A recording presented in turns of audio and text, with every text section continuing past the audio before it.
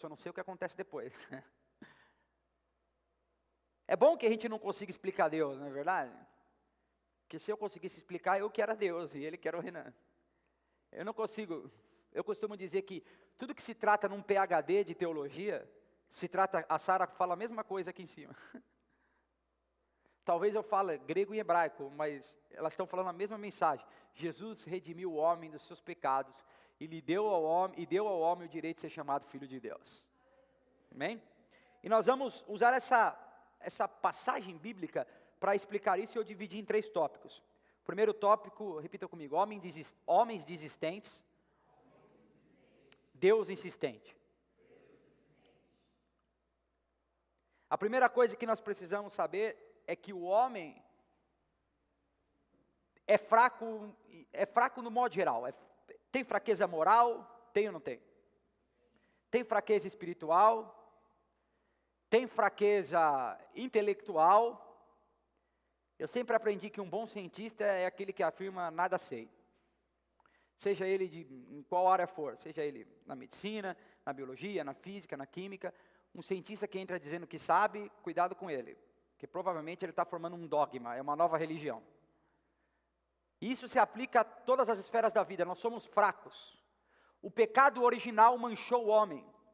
O feito de Adão e Eva lá no Éden acabou manchando a imagem de Deus em nós. Pense na Mona Lisa. Quem sabe qual é o quadro da Mona Lisa? Tem a Mona Lisa aí? Demora, hein? Meu Deus. Ele fez assim para mim, não. Meu Deus, assim na internet, com toda certeza. Pense na Mona Lisa. Quem não viu a Mona Lisa, eu aconselho. Refaça o ano que você saiu da escola, é muito importante. A escola acabou mesmo, se ele nunca viu o quadro da Mona Lisa, senhor amado, né? A Mona Lisa é um quadro que, quando você olha, seja pequeno ou grande, é a Mona Lisa. Suponhamos que aquele quadro todo exposto seja manchado só os olhos. Você vai saber quem é a Mona Lisa? Porém, não é a Mona Lisa perfeita, concorda? E assim é o homem diante do pecado original. Nós ainda somos a imagem de Deus, mas fomos manchados pelo pecado do primeiro Adão, que é aquele do Jardim do Éden, que provoca a ira de Deus, porque cai em pecado, isso nos torna fraco. A nossa percepção intelectual, a nossa percepção espiritual, a nossa percepção moral de mundo é comprometida. Nós até entendemos que Deus é perfeito, mas nós não conseguimos ser perfeitos. Nós até entendemos que Deus é poderoso, mas nós somos fracos. Nós entendemos que Deus tem uma moral perfeita, ilibada, intransponível, intocável, mas a nossa moral é fragilizada, é corrompida, é comprometida. A Bíblia vai dizer que todos pecaram e ninguém alcançou o padrão da eternidade. Ninguém alcançou o padrão estabelecido por Deus, e o padrão de Deus tem nome. O padrão de Deus não é uma regra de conduta, não é um estatuto. O padrão de Deus é uma pessoa, e o seu nome é Jesus. Jesus é o padrão espiritual, intelectual, moral, social, que todos nós deveríamos seguir. Todas as sociedades que foram amparadas no cristianismo foram sociedades bem-sucedidas. Ah, pastor, teve falha. Teve, mas me aponte uma que cresceu e foi bem-sucedida sem essa orientação, que tem a noção de direitos humanos, que tem a noção de cooperação mútua. A mensagem de Cristo é inspiradora intelectualmente, espiritualmente, em todos os sentidos. Ela é complementar, ela é magnânima, ela é perfeita, ela é intocável, irreparável, infalível. Essa é a mensagem da cruz. Mas nós estamos diante de homens aqui que ao primeiro sinal de dificuldade fraquejaram. Nem parece com a gente. Jesus morre, e pensa comigo aqui, ó. Jesus morreu do nada? Quantas conversas Jesus tem dizendo, olha, convém que eu morra. Veja, o Evangelho de João vai dizer que Jesus vai ao templo e diz, se eu quiser, eu derrubo esse templo e reconstruo em 3 dias. E aí o próprio texto vai dizer que os fariseus pensavam que ele estava falando a respeito do templo. E o próprio texto vai explicar que ele não estava falando do templo, que ele estava falando de si mesmo, que ele morreria e ressuscitaria. Todo mundo já sabia da notícia. Mas quando a palavra de Deus se cumpriu, o homem mesmo diante do plano de Deus se cumprindo, fraqueja. Nós sabemos que Deus é bom, sabemos? Nós sabemos que Deus tem o seu próprio tempo e Ele não está condicionado ao tempo humano, não sabemos? Sabemos que Ele é perfeito, que Ele é bondoso, que Ele é generoso, e mesmo assim, diante de todas essas virtudes imutáveis de Deus, nós fraquejamos. Diante da primeira dificuldade, diante do primeiro problema, nós nos pegamos de novo ajoelhados, reclamando, de maneira enfadonha, irritante, questionando Deus. E foi o que aqueles homens fizeram. Diante do primeiro desacordo pessoal deles, sabe o que eles fizeram? Deixaram a pregação. Jesus tinha instruções claras: fiquem em Jerusalém, vocês precisam replicar o modelo, fazer discípulos, precisam anunciar o evangelho, precisam falar do reino, até que vocês sejam revestidos de poder. Fiquem aqui. Jesus deu uma ordem clara, e o que eles fizeram? Tudo ao contrário. A gente fala, meu, que loucura isso aí, meu. Jesus dá uma ordem clara. Jesus falando com esses caras, e eles estão se fazendo de bobo. Irmãos, se não há perdão para eles, imagina para nós. Se eles são tolos, imagina cada um de nós. Se a atitude deles é reprovável, diante da morte de Cristo corpórea, imagina a nossa, que tem livro aqui disponível todos os dias, e mesmo assim a gente continua voltando para o barco da indecisão, para o barco da fraqueza, para a vergonha do passado, para as velhas práticas, para a velha vida. O que Pedro e os discípulos fizeram foi voltar para a velha vida. Sabe o que é arrependimento? Repita comigo: arrependimento não é um sentimento, é uma mudança de conduta. Aqueles homens não estavam arrependidos da velha vida, eles apenas tinham entrado numa nova good vibe. Aquilo era bacana, era bonito, tem um monte de gente que se associa ao cristianismo por isso. E no primeiro sinal de desventura, de dificuldade, volta para a velha vida. A proposta da cruz do Calvário é que você tenha uma nova vida e aproveite essa nova vida.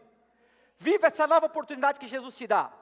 Mas a boa notícia é que Jesus vai até a praia, depois de ressurreto, buscar aqueles homens e lhes anunciar um recomeço. Apesar de toda a fraqueza, Jesus está dizendo: vocês são desistentes, mas eu sou insistente. Vocês são infiéis, mas eu sou fiel. Vocês desistem com facilidade, mas eu insisto com intensidade. Vocês fraquejam, mas eu sou forte e poderoso. Vocês recuam, mas eu avanço. Jesus estava dizendo de maneira constrangedora, ao chegar àquela praia, ele estava dizendo: vocês não fizeram por onde, e mesmo assim eu vim buscar vocês. Vocês são fujões, traidores, não são bons amigos para contar na hora da dificuldade, mas eu vou mudar isso em vocês. Eu vou fazer de vocês homens de caráter, eu vou fazer de vocês uma nova personalidade, eu vou fazer de vocês homens cheios do Espírito, pessoas que não voltam atrás na palavra, pessoas com a moral restaurada, com a espiritualidade restaurada. Jesus estava dizendo: eu vou dar uma nova vida para vocês, e a proposta do Evangelho é a mesma, porque nós continuamos sendo desistentes, e Jesus continua sendo insistente.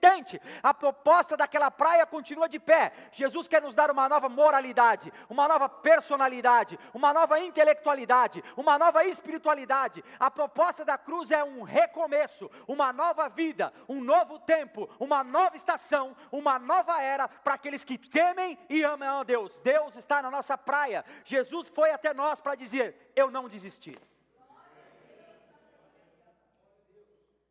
Sob a liderança de Pedro, os discípulos resolveram desistir. E essa atitude de Pedro demonstra em nós também como a nossa determinação é fragilizada, como nós somos fracos. Né? Eu nem vou perguntar quem que já prometeu que ia fazer uma coisa e não fez. Eu estava vendo com o Kevin falou assim para mim, meu, sabe uma coisa que eu admiro com você? Você é um cara de palavra. Se você fala tal coisa, você faz. Eu falei, eu não sei se eu fico feliz ou assustado. Feliz porque é um filho reconhecendo isso, né? É bom, não é? Assustado porque onde foi que fazer a coisa certa virou virtude. Virou uma coisa excepcional. As pessoas são tão descumpridoras da palavra que quando aparece um que cumpre, vira quase beatificado. Vamos pôr um altar aqui para ele porque ele cumpre a palavra. Mas devia ser assim. O texto aqui, Pedro é apenas o status de quem nós somos. Fragilizados, comprometidos na nossa determinação. A nossa determinação não é tão determinada assim. Graças a Deus, pela sua misericórdia que se renova todos os dias, que apesar de sermos desistentes, Ele é insistente. Amém? Outra coisa, repita comigo, uma provisão. Está tudo certo. Além da programação. Vocês querem ouvir o testemunho ou não? E a pessoa vai confirmar isso depois. Vocês conhecem a irmã Graça aqui do Fialina? Há uma semana atrás ela chegou para mim e falou assim: pastor, você conhece um advogado? Por quê? Eu tomei um golpe. Eu achei que era no banco, eles entraram e me tiraram uma quantia alta. Economia, estava guardando dinheiro, me rapelaram tudo. Eu mandei lá uma mensagem no banco e disse que não vai me devolver. Falei, irmã, insiste e tal, vou morar. Foi advogado, vai no Procon, vai não sei aonde. Foi na sede da Nubank e a Nubank disse, pois bem, não vamos devolver mesmo. Ao domingo ela veio e eu falei sai de casa todos os dias pronto para uma grande pesca. De repente você sai para pescar e Jesus faz peixe pular na sua rede. Aí ela falou, foi no banco, o pessoal falou, não vai ter, não adianta, não dá. Ela falou, não, vou ter fé, vou acreditar. Falou, pastor, o que eu não sabia é que enquanto a mulher dizia para mim que não ia devolver o dinheiro já estava na conta de novo, eles já tinham me pagado. Ela falou, essa palavra foi para o meu coração, pastor, eu saí pronta para um milagre. Todo mundo dizendo que não ia devolver, devolveu. Eu tinha falado com a mãe, eu falei, acabei de ver uma reportagem, antes disso, sabe o episódio da Graça? Acabei de ver uma reportagem que o pessoal não está devolvendo o dinheiro mesmo, tinha visto no mesmo dia. Eu falei, até eu devia ter saído com a minha rede, né? E o que eu quero dizer com uma provisão além da programação? O evento da morte e ressurreição de Cristo produz para a humanidade uma provisão além do que estava programado. Nós queríamos perdão, é ou não é? Sim ou não? Nós queríamos que Deus apagasse o nosso passado. E além de apagar o nosso passado, Ele escreveu o nosso futuro. A provisão divina com a sua ressurreição é maior do que nós esperávamos. Nós esperávamos apenas que alguém dissesse, perdoados estão os seus pecados. Jesus disse, perdoados estão os seus pecados, agora você é chamado de filho e vai morar comigo na eternidade.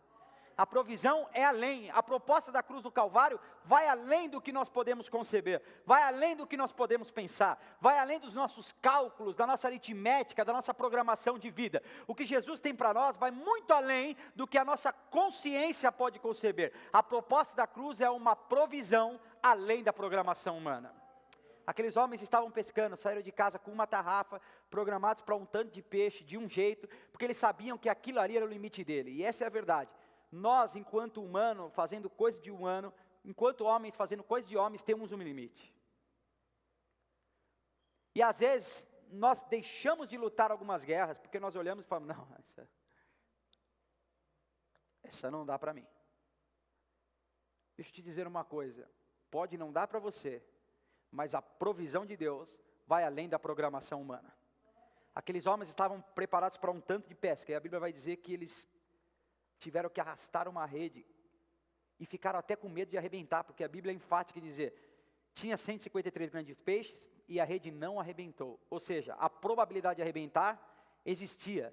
Você tem que saber que Deus pode te dar uma provisão além da programação, é Ele que te garante como cuidar, como fazer, e como chegar até o outro lado, e como usufruir disso. Confie no Senhor, porque Ele é o garantidor do processo, e é Ele quem dá o respaldo para o resultado. Deus é fiel do começo ao fim. Saia de casa todos os dias, esperando uma grande pesca. Saia de casa esperando todos os dias uma intervenção divina. Saia de casa todos os dias, sabendo que a provisão vai além da sua programação. A mente de Deus é superior à sua mente. Os planos de Deus são maiores que os seus planos. Os caminhos de Deus são mais perfeitos que os seus caminhos. Os resultados de Deus são potencialmente maiores do que você pode imaginar ou pensar. Quando Jesus manda peixes É engraçado isso aí. Jesus fala, joga do lado direito, que eu vou dar um jeito. Peixes, pulem na rede. Aí os peixes...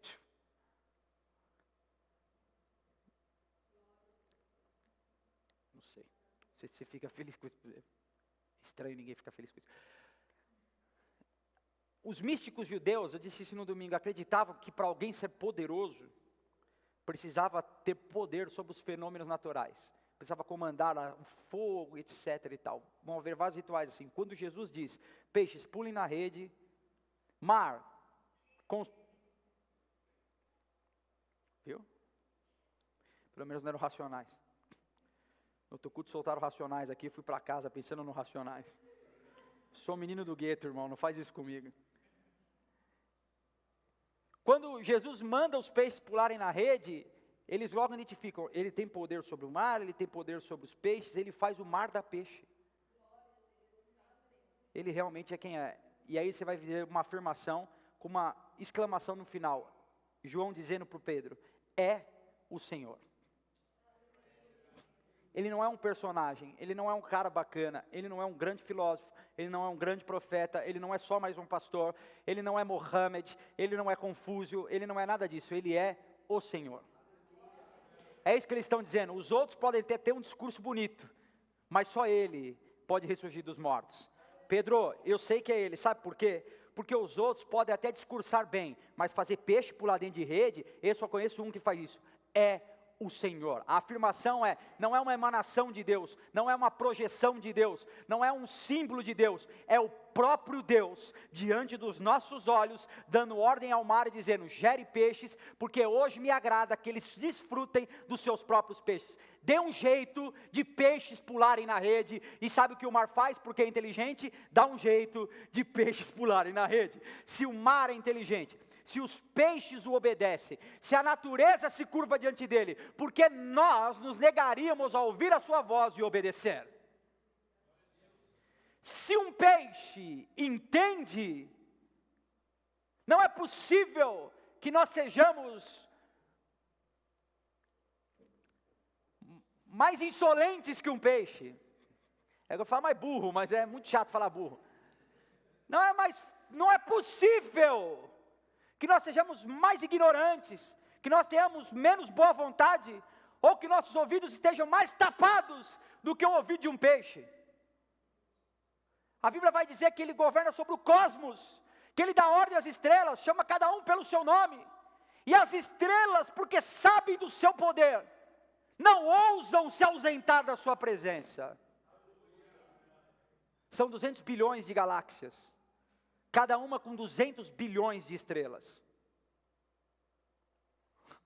E a Bíblia diz que ele está no seu trono, dizendo, estrela, e a estrela diz, sim Senhor.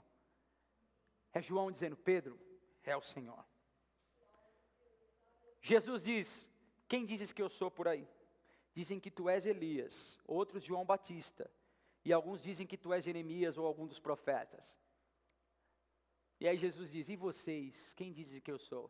E Pedro diz, tu és o Cristo. Você não é Jeremias não, sabe por quê? Porque Jeremias não faz peixe pular em rede. Você não é Elias, porque Elias, apesar de ser poderoso, não pode fazer uma tempestade se apaziguar. João Batista nunca disse para Lázaro, sai para fora! E o Lázaro saiu. João está até vivo. Mas quando a morte bate na porta, um profeta não resolve.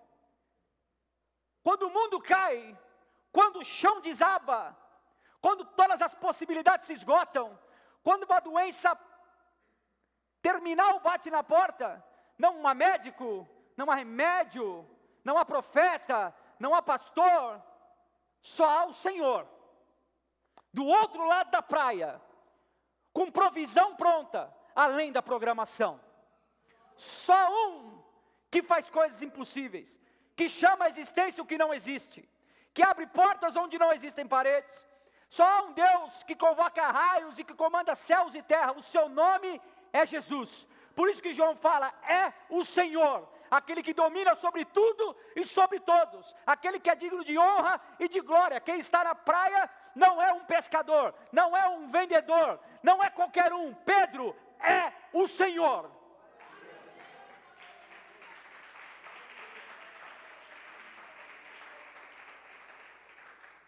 Pedro pula na água. E é o terceiro ponto. Repita, oportunidade de recomeçar agora. Amanhã? Depois de amanhã? Daqui 10 minutos? Agora. A Bíblia diz que quando o start na mente de Pedro, o play na mente de Pedro, João fala para ele, é o Senhor. Quando vê, está Pedro. É o Senhor? Então não sei o que vocês vão fazer. Pedro, mas e os peixes? Que peixe? Quem está preocupado com peixe? Pedro, quem vai puxar a rede? Ele falou, você não está entendendo? Essa é a mensagem dessa citação bíblica. Não se preocupe com os peixes. Não olhe para a provisão. Olhe para a praia. Porque o Deus que fez peixe pular na rede uma vez, faz outra. Não há mais preocupação com provisão, quando o provedor está na praia.